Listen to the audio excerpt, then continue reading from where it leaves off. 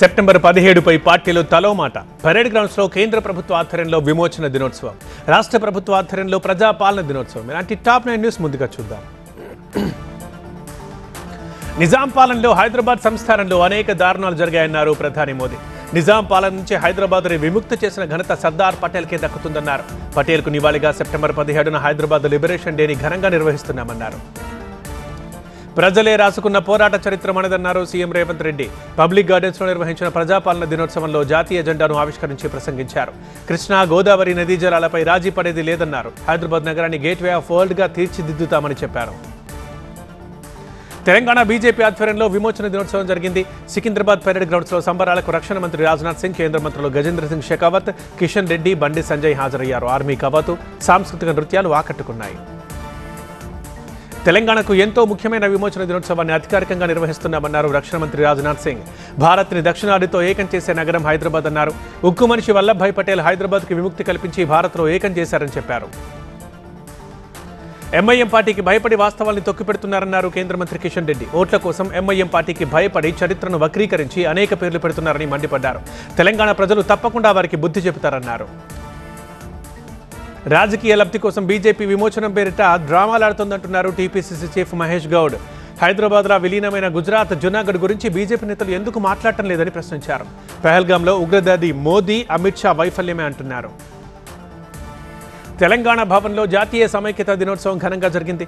జాతీయ జెండాను ఆవిష్కరించారు కేటీఆర్. తెలంగాణలో మరోసారి సంక్షేమ అభివృద్ధి రాజ్యం రావాలన్నారు. నియంతృత్వం లేని ప్రజాస్వామిక రాజ్యం రావాలని కేసీఆర్ ఆధ్వర్యంలో పోరాటం చేస్తూనే ఉంటామని అన్నారు.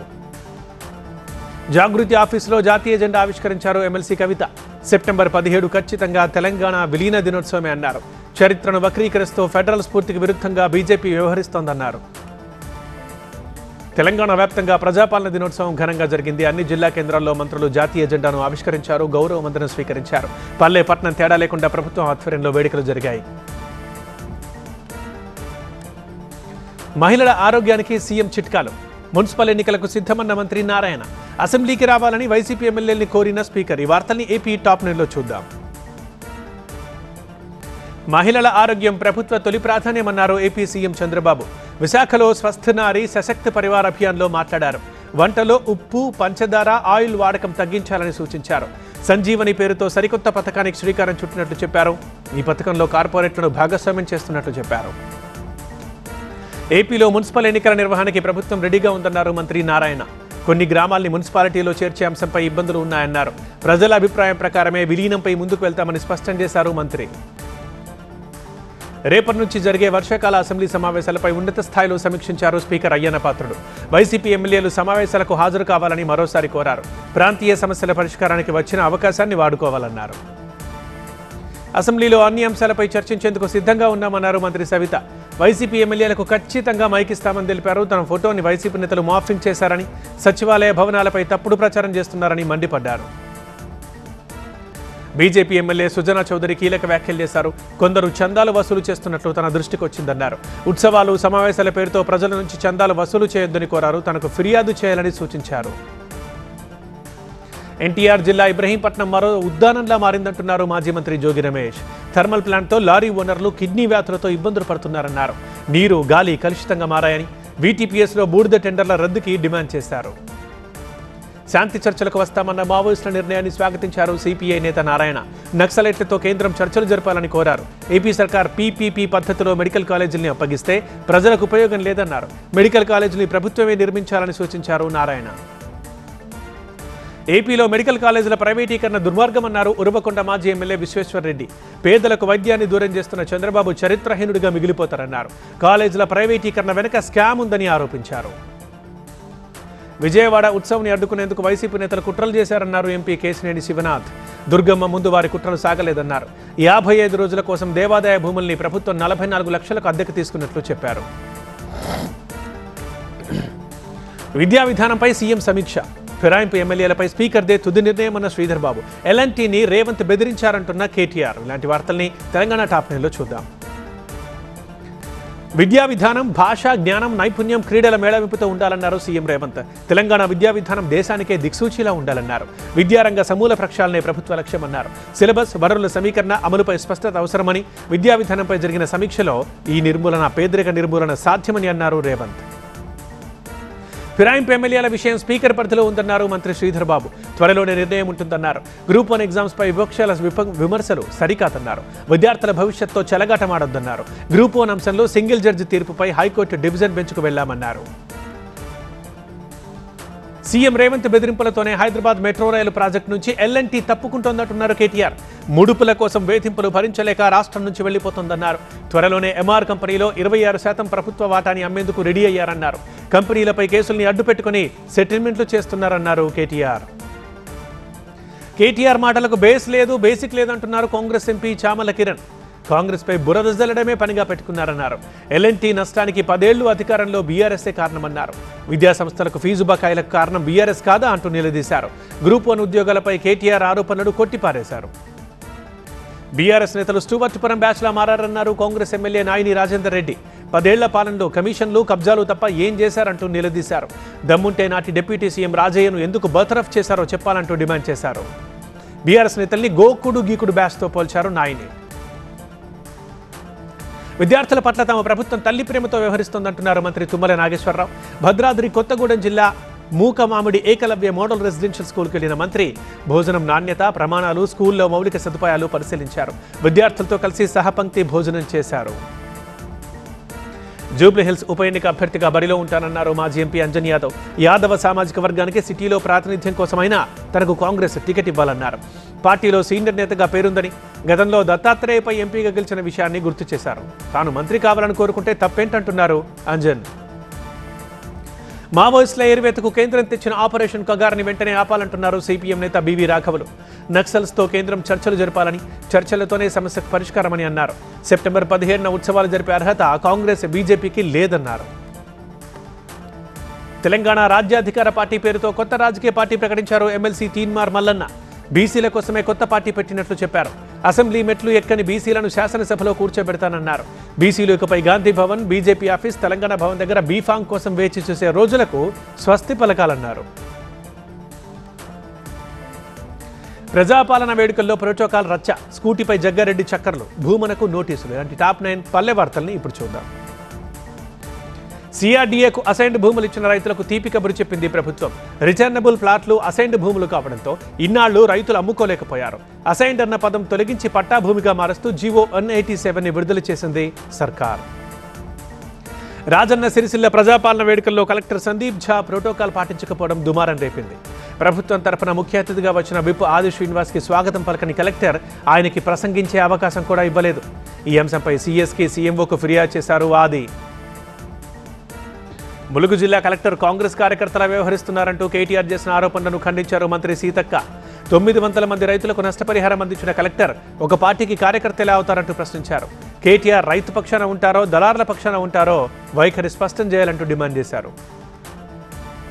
సూర్యాపేట ఎమ్మెల్యే జగదీష్ రెడ్డి ప్రభుత్వ క్యాంపు కార్యాలయంలో సీఎం ఫోటో లేకపోవడంపై వివాదం రాజుకుంది. మాజీ మంత్రి రామిరెడ్డి దామోదర్ రెడ్డి ఆదేశాలతో రంగంలోకి దిగిన లోకల్ కాంగ్రెస్ నేతలు ఎమ్మెల్యే క్యాంప్ ఆఫీసులో సీఎం రేవంత్ సహా మంత్రి ఉత్తమ్ ఫోటోని అమర్చారు. జయశంకర్ భూపాలపల్లి జిల్లా కాటారంలో మంత్రి దుద్దిళ్ల శ్రీధర్ బాబు దిష్టిబొమ్మను దగ్ధం చేశారు బీఆర్ఎస్ నేతలు. మాజీ ఎమ్మెల్యే పుట్టా మధు ఇంటి మీద కాంగ్రెస్ కార్యకర్తల దాడిని నిరసిస్తూ ఆందోళన చేపట్టింది బీఆర్ఎస్. మంథనిలో రాక్షసుల పాలన నడుస్తోందని ఆరోపించింది. స్కూటీపై చక్కర్లు కొట్టారు సంగారెడ్డి మాజీ ఎమ్మెల్యే జగ్గారెడ్డి. తన భార్య టీజీఐఏసీ చైర్మన్ నిర్మలారెడ్డితో కలిసి సంగారెడ్డి నియోజకవర్గంలో చెరువుల పరిశీలనకు స్కూటీపై వెళ్లారు.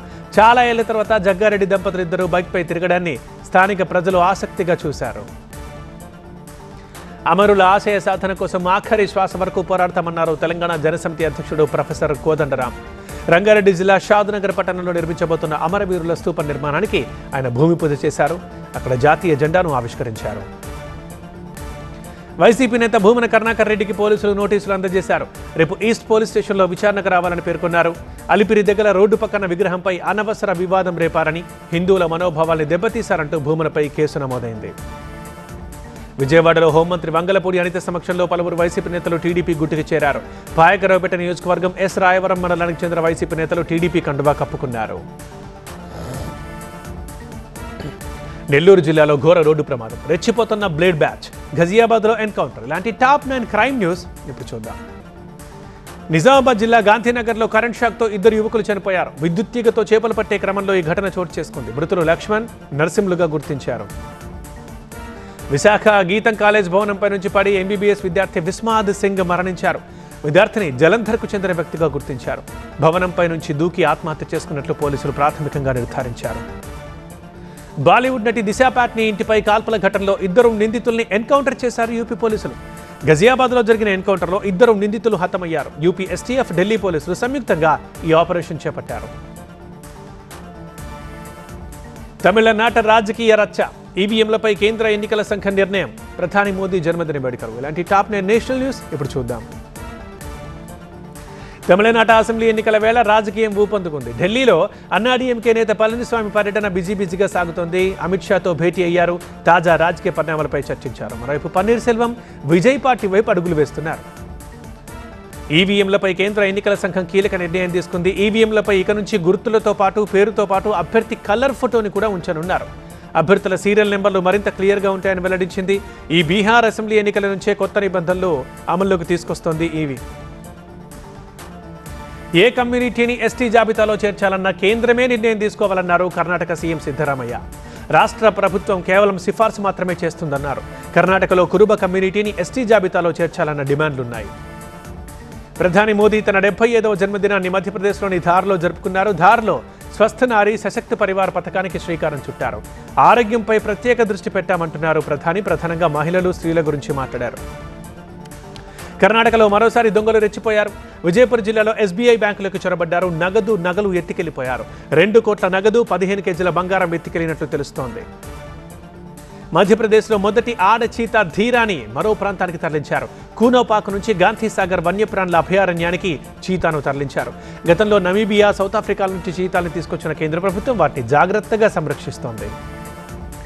జమ్మూ కాశ్మీర్లో భారీ వర్షాలు పడుతున్నాయి. పలు ప్రాంతాల్లో వంతెనలు కొట్టుకుపోవడంతో జనజీవనం స్తంభించిపోయింది. ఇక ఆర్మీ భారీ సహాయక చర్యలు చేపట్టింది. రాంబన్లో ఆర్మీ జవాన్లు ఎంతో శ్రమించి తాత్కాలిక వంతెన నిర్మించారు.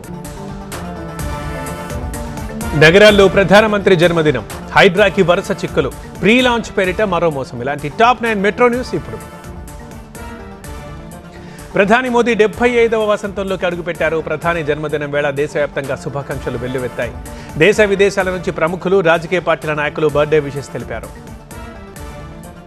మోదీ బర్త్డే సందర్భంగా ఢిల్లీలో 101 ఆయుష్మాన్ ఆరోగ్య కేంద్రాలు ప్రారంభించారు. కేంద్ర హోంశాఖ మంత్రి అమిత్ షా ఆరోగ్య కేంద్రాలతో పేదలకు ఉచితంగా వైద్యం అందుతుందని తెలిపారు. ఒడిశా ముఖ్యమంత్రి మోహన్ చరణ్ మాఝీ చీపురు పట్టారు. ప్రధాని మోదీ జన్మదినం సందర్భంగా భువనేశ్వర్ రోడ్లపై చెత్తను ఊడ్చారు. సీఎంతో పాటు పార్టీ నేతలంతా కార్యక్రమంలో పాల్గొన్నారు. పహల్గామ్ ఉగ్రదాడిలో చనిపోయిన బాధిత కుటుంబాలకు అండగా ఉండేందుకు చామలా ఫౌండేషన్ ముందుకొచ్చింది. చారిటీ మ్యాచ్ నిర్వహణకి నడుం బిగించింది. ఎలైట్ క్రికెట్ లీగ్ జెర్సీని ఆవిష్కరించారు మంత్రి ఉత్తమ్ కుమార్ రెడ్డి, హీరోలు తరుణ్, సుధీర్ బాబు. హైడ్రాకి వరుస చిక్కులు వచ్చి పడుతున్నాయి. హైడ్రా కార్యాలయాన్ని ముట్టడించారు డీఆర్ఎఫ్ సిబ్బంది. జీతాలు తగ్గించారంటూ ఆరోపించారు. ఒక్కో ఉద్యోగికి 4,000 కట్ చేశారంటూ ఆగ్రహం వ్యక్తం చేశారు. న్యాయం జరిగేదాకా విధులకు హాజరు కాము అంటున్నారు. హైదరాబాద్ మియాపూర్లో హైడ్రా కూల్చివేతలు చేపట్టింది. డైనమిక్ కాలనీ సర్వే నెంబర్ 202లో గోశాల నిర్మించారు. కమిషనర్ ఆదేశాల మేరకు కూల్చివేతలు చేపట్టింది హైడ్రా.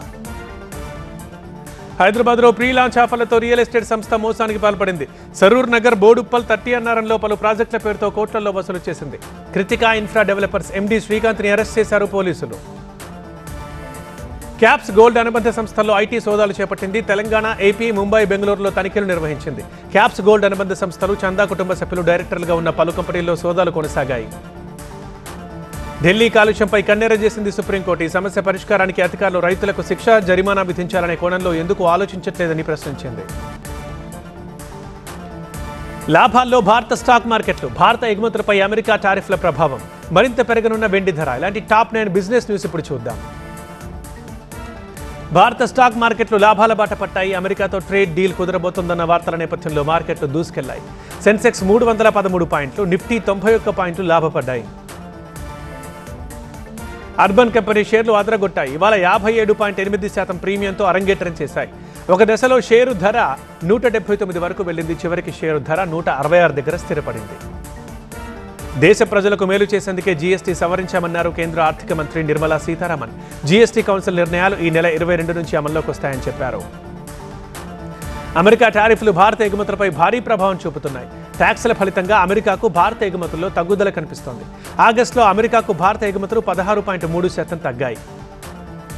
వెండి ధర మరింత పెరగనుంది. వచ్చే ఏడాది కాలంలో కిలో వెండి 1,50,000కు పెరిగే అవకాశం ఉందని మోతీలాల్ ఓస్వాల్ ఫైనాన్షియల్ సర్వీసెస్ నివేదికలో పేర్కొంది. బంగారం కొనుగోళ్లు భారీగా పెరగనున్నాయి. ఓవైపు పండుగ సీజన్, మరోవైపు జీఎస్టీ సవరణ ఇండియా గోల్డ్ జ్యువెలరీ రంగానికి మరింత ఊతమిస్తున్నాయి. ప్రస్తుత అనుకూల పరిస్థితుల దృష్ట్యా బంగారానికి దేశీయంగా డిమాండ్ పెరుగుతుందని అంచనా వేస్తున్నాయి కొన్ని సంస్థలు. పేటీఎం యూపీఐ క్రెడిట్ లైన్ సదుపాయాన్ని తీసుకొచ్చింది. పేటీఎం పోస్ట్ పెయిడ్ పేరుతో దీన్ని లాంచ్ చేసింది. ఈ సదుపాయం ద్వారా యూపీఐ చెల్లింపులు చేసి వచ్చే నెల ఒకేసారి బిల్లు చెల్లించుకునే అవకాశాన్ని కల్పిస్తోంది పేటీఎం. ఎస్ బ్యాంక్లో 13.18% వాటాని జపనీస్ మల్టీనేషనల్ ఫైనాన్షియల్ సర్వీసెస్ కంపెనీకి అమ్మింది ఎస్బీఐ. తాజా విక్రయం తర్వాత ప్రస్తుతం ఎస్ బ్యాంక్ లిమిటెడ్లో ఎస్బీఐ 10.8% వాటా ఉంది. Reliance industries chairman and managing director Mukesh Ambani ఒక వీడియో సందేశం విడుదల చేశారు. ప్రధాని మోదీ జన్మదినం 145 కోట్ల మందికి పండగ రోజని అభివర్ణించారు.